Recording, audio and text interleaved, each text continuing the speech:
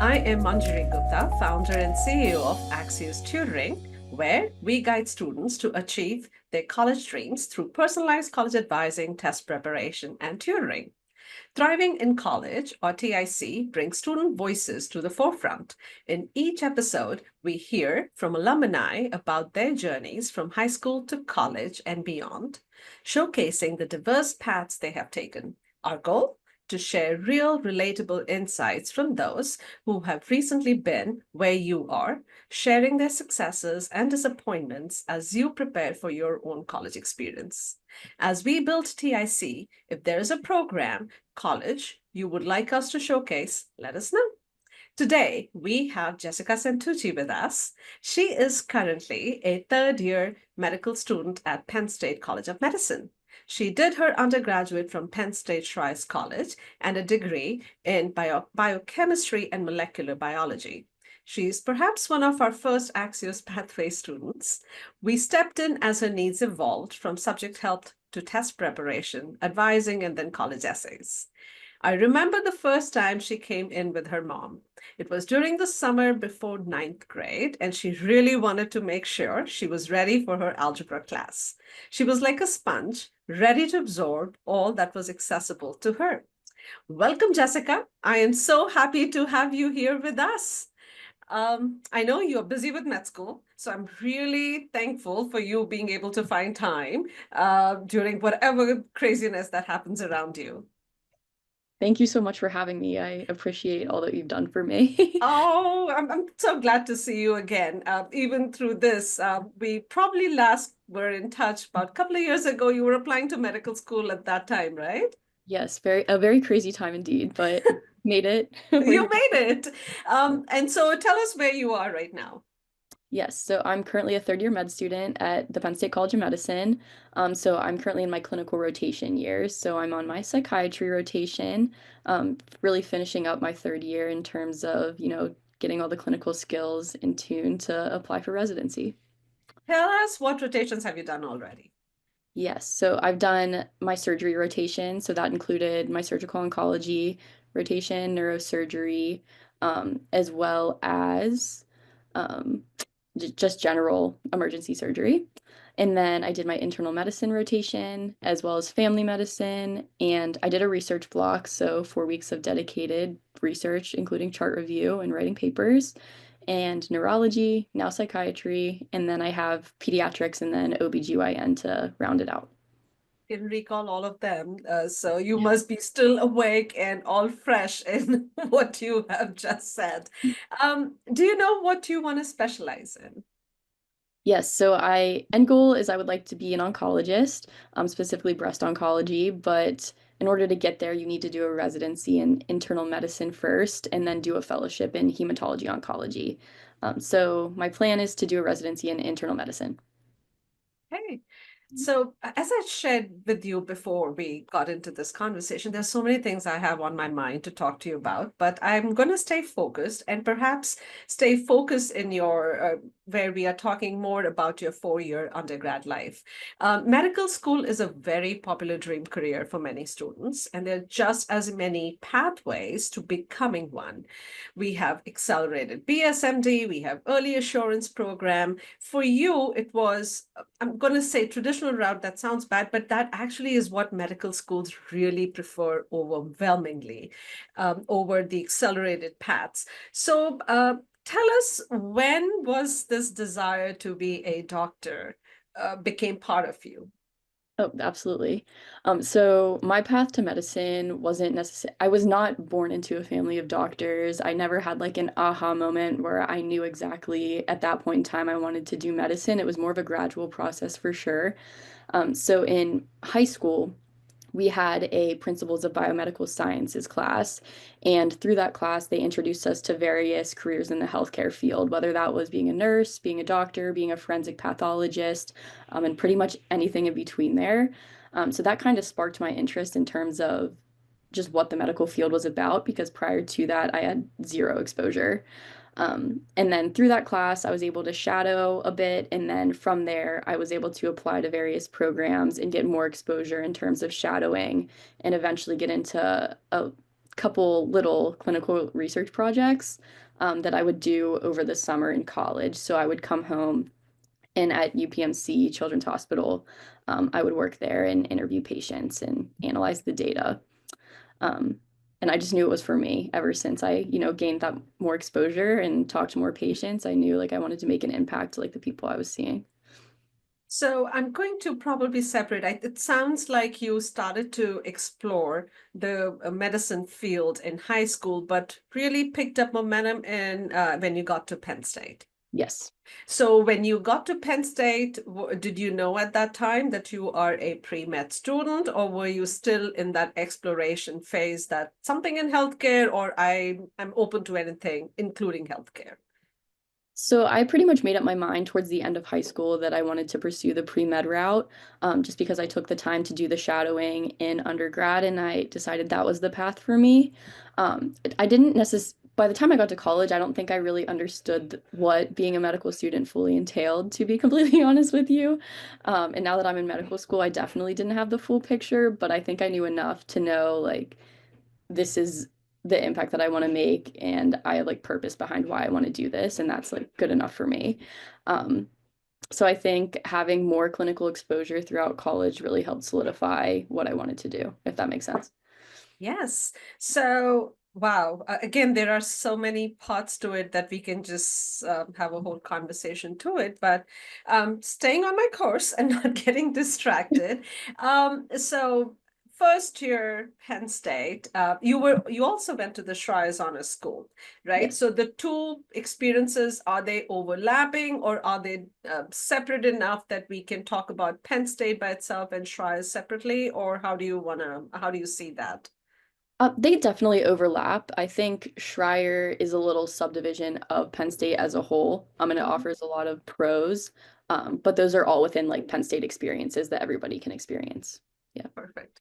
So how was that pre-med advising like? So as you were thinking about taking your courses and setting up your 4 years of classes or what you're going to specialize, um, molecular biology and biochemistry, was that keeping medical school in mind, or because you felt that those were good majors to go in with? How did that advising evolve? Yes, so I actually applied to Penn State as like a pre-med major, just because I knew I wanted to do pre-med and it sounded like the logical option at that time. But I just like quickly changed it to biochemistry and molecular biology after like about a month of taking classes. I think there are multiple different ways that you can go in terms of pursuing a pre-med degree, including not even science classes. Like I know a couple of my friends in med school now, like majored in music. But for the sake of being concise, I'll just talk about my biochemistry and how I ended up there. So, um, really, the way that biochemistry works is you understand like you understand how the human body works at the molecular level. So, for example, like the COVID vaccine is a really hot topic, and you understand why like an individual molecule of mRNA manifests into the COVID vaccine. And I think that translated really after doing a lot of research on what that actually is, and now experiencing it, I think it translates really well to medical school because you learn all these clinical correlates, but they don't necessarily teach you the to the molecular level kind of what is going on. So really having that baseline in undergrad of what's going on at the minute level all the way up into the clinical level now in medical school has been super helpful, and that's why I ultimately chose my major. How did your friend who majored in music did all of the coursework, the requisites that are needed? Yes. I have heard of it, but I would love for you to share with us if you can. Yes. So I think he's definitely a gifted fellow. Like there are some people that can just do it all, and he's definitely one of those people. But I think he ended up doing a double major in biology and then music. Yeah. Okay, all right. Um, so Penn State again is a really wonderful public school, and a lot of students in our area seek it. But what made Penn State education special for you, or what experiences really stand out that has left a mark on you? Yes. So I guess I can take this from the angle of Schreier if you don't mind. Of course. Um, Okay.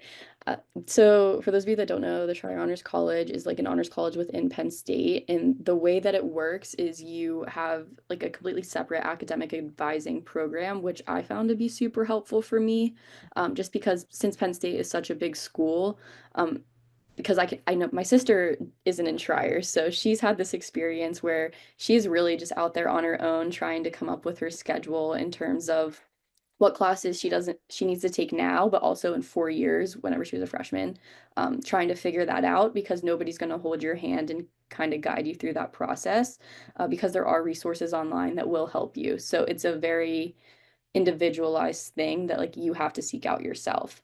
Whereas in Schreier, it was, I don't want to say hand holding because that's not what that was, but I felt like there was a lot more mentorship in terms of here are people that achieved the goals that you currently have, and they are here to help you like explain how to get there in multiple different steps. So it doesn't seem like this unattainable goal.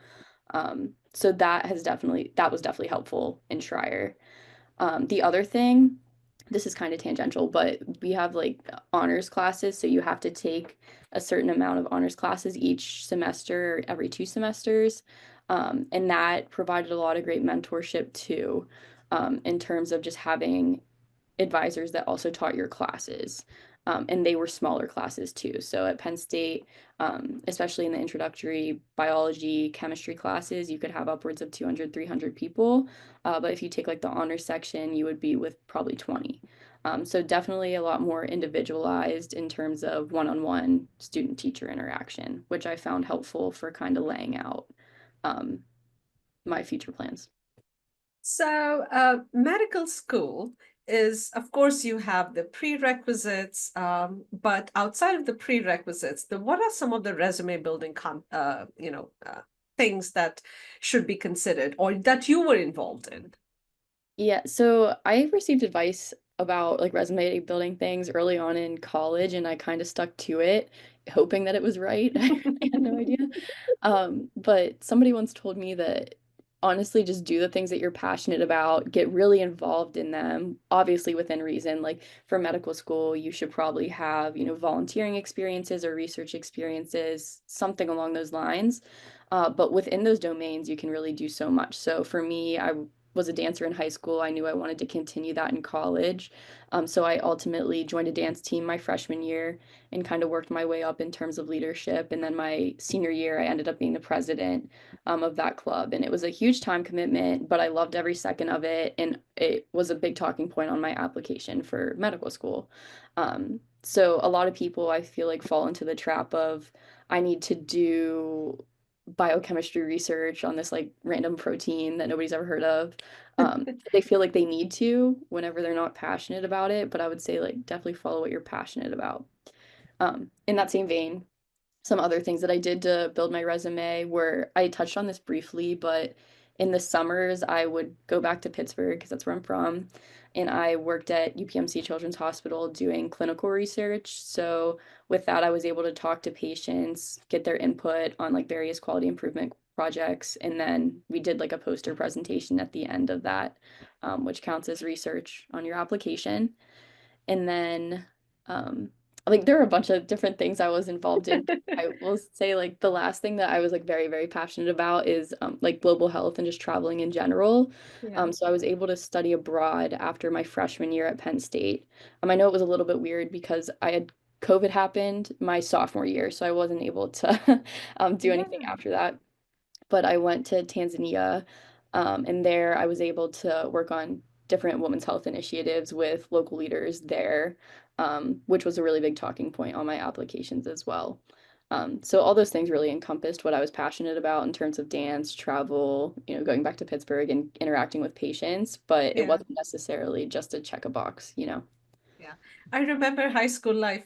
Dance was a huge part Yeah. of who you were, and just humor me for a second. Over the years, I've had many dance students, and I find that the discipline and the sense of paying attention to the minute details become your personality. Is that a fair takeaway that I've had, or is that not you, or not something where I'm generalizing? Oh no, that's absolutely true. It's so funny because in medical school, actually, a lot of people in my friend group are dancers as well, or past dancers. So I don't think it's a coincidence. I'm telling you, yes, I sometimes our hobbies are because we're interested in them, but they also end up making us. It becomes a two-way relationship with the impact they have on how they are shaping us unknowingly. Oh, Yeah. absolutely. Okay. I'm going to ask another question, and this is medicine, of course. For somebody who's not part of this field is a noble profession. All the the doctors are always held in high esteem, but outside of that, what are some of the challenges or things that you learn of after you take away the science, after you take away the geekiness of being in this field? What were some of the surprises or things like, oh, I have to prepare myself for this? In terms of undergrad or in, And just being a doctor and being where you are headed, any element of surprise that you said, I'm learning that beyond the science, beyond the research. yes, I think the biggest thing for me is probably just understanding that 99% of this is actually just being able to talk to people and interact with people and just use your people skills as opposed to your scientific knowledge. Like you can have all the knowledge in the world, but the best physicians to me are the people that are able to genuinely sit down with a patient, have a conversation, make them feel comfortable enough to like share that information with you, especially in a field like oncology where like nobody Yes. knows like when somebody gets a diagnosis like that, they don't really understand A, what the treatment entails, B, what's even happening inside their body, and C, the next steps. So if you are personable enough to make that a less scary experience by having those intimate conversations in a very humanistic way, that makes not only your job easier, but makes patients happier. And that has nothing to do with biochemistry or like what you did in undergrad or anything like that. So that's definitely what I'm learning. That is, I probably something that you discover after the fact, right? Not Yes. going in. Oh, I love it. So you passed USMLE 1 earlier this year. MCATs were, when did you take MCATs? I took the MCAT in January of 2021, I believe. Yeah. So what, third year, somewhere around that time? I took it January of my junior year. Yes. Okay, cool. So compared to those exams, how do you look back to your high school years and how have those years allowed for you to grow, or how do you balance these exams, these ever increasing stakes that you find yourself encountering when you sit down for these tests? That's what it's so funny that you ask this because I was actually just talking to some of my friends yesterday about the MCAT and we were like, oh, we thought that was the most difficult thing at the time, but like you look at us now, like it's just so funny to see where we're at. But um I think in high school and in college, a lot of times I was just memorizing facts to pass the exam, especially for the MCAT, like because I've never studied for a test that big before with that much knowledge. Um, and it's not, I mean, yes, it is skill based, but a lot of it is just rote memorization. So, um, I think I made the mistake of trying to memorize stuff by just reading and regurgitating on the exam. But now that I'm in medical school and I have to do this like pretty much every month, there is just no way that you can possibly memorize all of this, regurgitate it, and then forget it. So now I think I'm really honing the skill of, okay, this is the answer to the question, but why is that? And kind of taking a deep dive into why that is so that you understand like the whole picture as opposed to just an answer on a test. And that makes every puzzle piece fit together so much more easily, like moving forward for the next exam and the next exam and the next exam. Um, so I don't know if that answered your question, but I think you were right on point that your appreciation of what is needed yeah. to be prepared for a test grew as you encountered these next level tests in front of you. Yes. Ah, so I have some, I mean, it's again a question answer series, but it will change gear a little bit. I call it a rapid fire round. So I don't want you to think about it. The goal is whatever comes to you spontaneously is how I want you to think about these answers. So with that, what's your dream job? But my dream job is to be a oncologist for breast cancer. Breast cancer, do you have a hospital or a lab that you feel like, my God, I would love to be there? So ultimately, I don't know city-wise, I don't know where my end goal is yet. It's like Okay, one all step right. too far. Yeah. So there isn't an oncology lab that's just calling you yet. Not quite yet, but I will let you know. Okay. What's your one secret superpower? A secret superpower? Um, I don't know if empathy counts as a superpower, but that would probably be mine. To be able to connect with people, and I think it should be a superpower. We call it a softie, but I think to be able to connect with people at humane level Exactly. is a superpower. Love it. Where do you see yourself in 5 years? In 5 years, well, let's see. So I will be in my first year of fellowship, hopefully. So that's where I see myself work-wise, hopefully very happy. Um, I would like in 5 years I'll be 29. So hopefully, personal life is flourishing in terms of I hope I have like a husband or something. We'll see, maybe a dog. Oh, that'll be good life goals to have, right? Yes, and the thing with medicine is like it'll take everything you have if you let it. So like really just learning how to, be fulfilled in work, but also be fulfilled in life. I am trying to have goals for both. So that's a good question. Um, is it hard to strike at this stage in life, or is that something that slowly is becoming part of you, that there is a balance I'm going to seek? And you definitely have to make a conscious effort to do that. And it was a gradual thing for me. Like it started in college and now I think it's really at its peak in medical school. Yeah. Um, yeah, so a gradual thing. Okay. Um, a favorite movie, book, or show? Okay. Favorite movie is Good Will Hunting. Love that I movie. love it. Yes. I know. Yes. Yeah. Robin Williams is great. Basically, any movie with him, I love. Do you Favorite, see yourself as a character in that movie, or no, it's just good for somebody else? it's just good for the soul. I shed a tear, it feels good. Yeah, yeah. Um, Favorite TV show? Right now I'm watching Suits. I don't know if it's my favorite, but it's great. And then book, I would say The Last Lecture. I like that book a lot. Oh, when I was thinking of this question, I mean, it's hard for me to sometimes come up with the movie and all, but the favorite show, some of those times you just want to turn on the TV and not think about and just leave everything behind. Have you ever watched Frasier?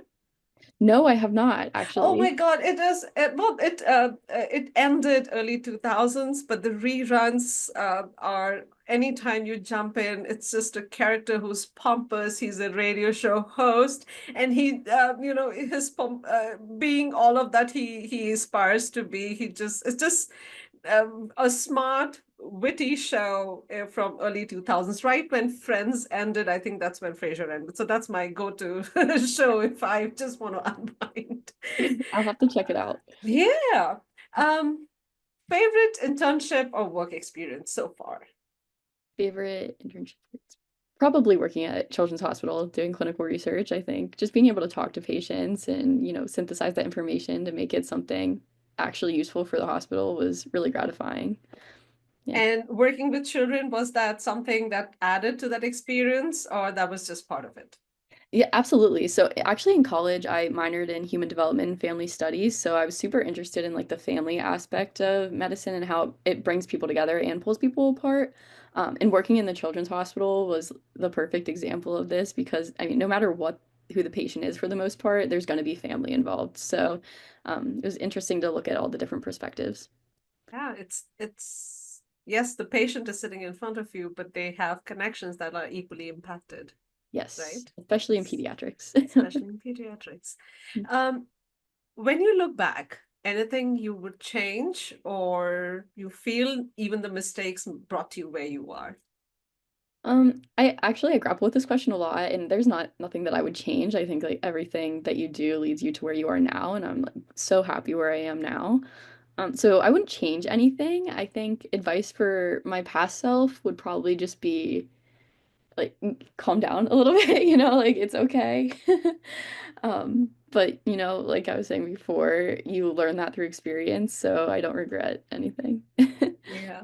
And I think perhaps whenever you are thinking of telling yourself to calm down, that is also when we are emotionally still growing, and we are always emotionally growing. But then we are at that age, at that late teenage years or whatever, we are really susceptible to feeling like, oh, not all things that needed to be there are there yet, right? Exactly. Yeah. Oh. Um, what advice would you give anyone looking to pursue a career in medicine? Okay. I'm gonna take a second to think about this real quick. Sure.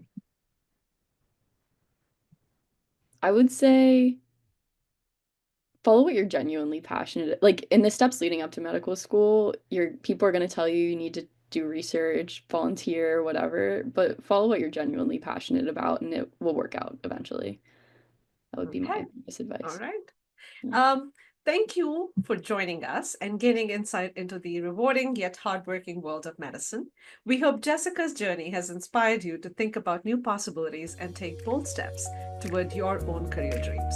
If you have any questions or would like us to bring to you guests with specific focus, let us know in the comments section. Thank you.